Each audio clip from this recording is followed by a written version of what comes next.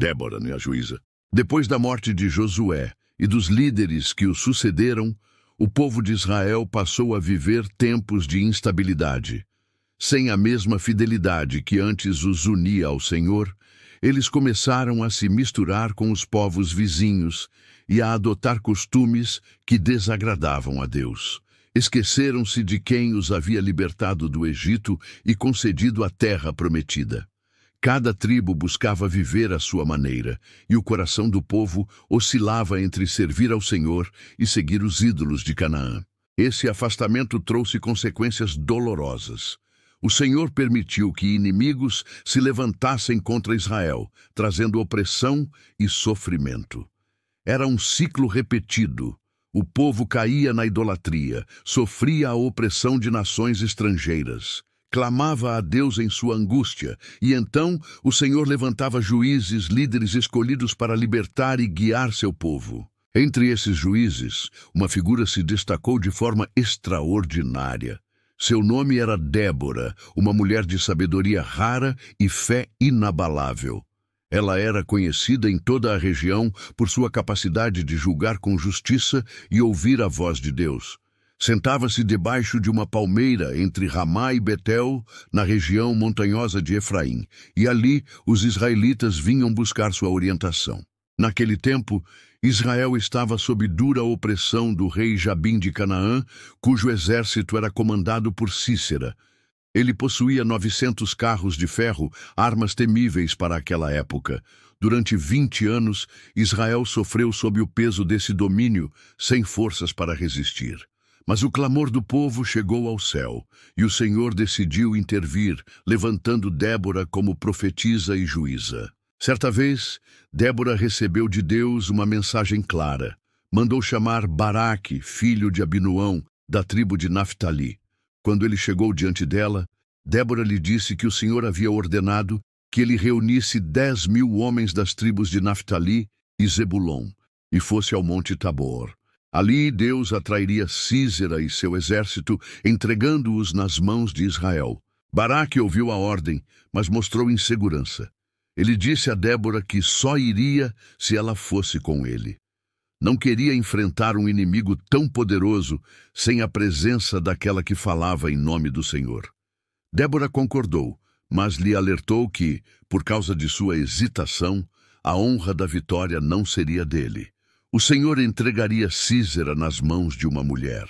Com isso, Baraque reuniu os guerreiros e marchou até o Monte Tabor. Quando Sísera soube do movimento de Israel, reuniu seus carros de ferro e todo o seu exército para enfrentar os israelitas junto ao rio Quizon. A batalha parecia desigual.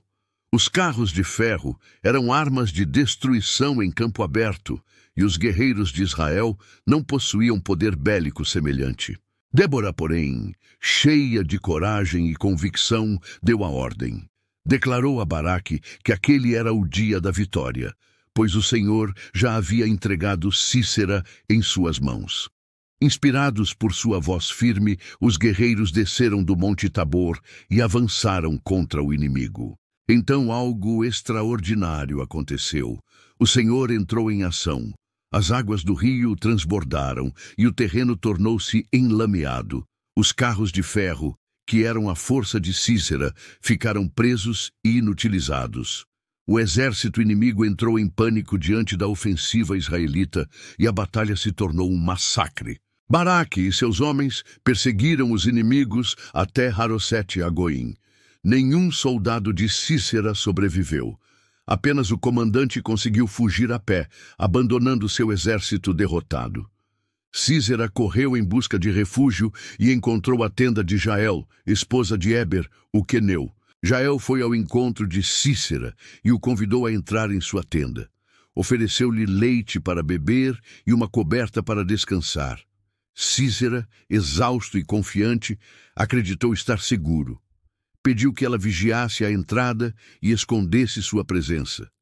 Mas Jael tinha em seu coração a coragem de agir em favor do povo de Deus. Enquanto Sísera dormia profundamente, Jael pegou uma estaca da tenda e um martelo. Aproximou-se silenciosamente e cravou a estaca na têmpora dele, atravessando sua cabeça até o chão. Assim, o comandante poderoso que oprimira Israel por 20 anos encontrou seu fim nas mãos de uma mulher.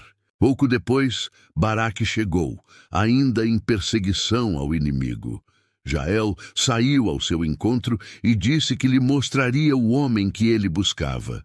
Levou-o até a tenda, e ali Baraque viu Sísera morto, caído no chão. A profecia de Débora se cumprira com perfeição. Daquele dia em diante, a mão de Israel foi se fortalecendo cada vez mais contra Jabim, até que o rei de Canaã foi completamente destruído. A vitória trouxe libertação e paz para o povo, e Débora tornou-se lembrança viva de como Deus pode usar homens e mulheres para realizar seus planos. Em gratidão e celebração, Débora e Baraque entoaram um cântico de vitória. Era um hino que exaltava o poder de Deus, lembrava a coragem dos guerreiros que se ofereceram voluntariamente e denunciava a covardia das tribos que não participaram da luta. Também celebrava o ato heróico de Jael, chamada de bendita entre as mulheres, porque foi instrumento para dar fim ao inimigo cruel. O Cântico de Débora é considerado um dos poemas mais antigos e belos da Bíblia. Nele, a juíza mostrou não apenas sua função como líder e profetisa, mas também seu coração de adoradora. Reconheceu que a vitória não vinha da força humana, mas da intervenção divina que havia sacudido céus e terra em favor de Israel. Durante 40 anos, a terra teve paz. Esse período marcou a vida de Israel com alívio e prosperidade, depois de tanto sofrimento sob a opressão cananeia. Débora permaneceu como exemplo de liderança firme, coragem inabalável e fidelidade a Deus em meio a tempos difíceis. A história de Débora ensina que o Senhor não está limitado pelas expectativas humanas. Ele pode levantar quem quiser para cumprir seus propósitos, seja homem ou mulher, jovem ou idoso. O que importa não é a posição social ou a força física, mas o coração disposto a obedecer e confiar no poder divino. Débora mostrou que a verdadeira liderança não está no domínio ou no poder pessoal, mas na capacidade de ouvir a voz de Deus e inspirar os outros a segui-la. Sua vida desafiou a lógica da época, pois mulheres raramente tinham papéis de liderança em batalhas ou julgamentos, mas Deus escolheu justamente ela para mostrar que sua sabedoria ultrapassa todas as barreiras humanas. A coragem de Jael também é um lembrete de que Deus pode usar pessoas comuns em momentos decisivos.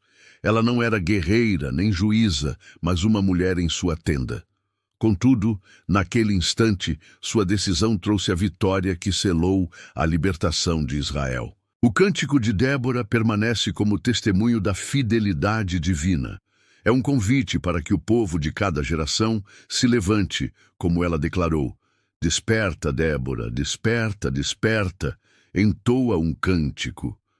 Suas palavras ecoam até hoje como chamado à coragem, à fé e à adoração ao Senhor que luta por seu povo. Assim, a história de Débora, a juíza, não é apenas um relato de guerra e libertação, mas também uma inspiração eterna de que Deus levanta líderes inesperados, responde ao clamor dos oprimidos e transforma a fraqueza em força para cumprir seus desígnios.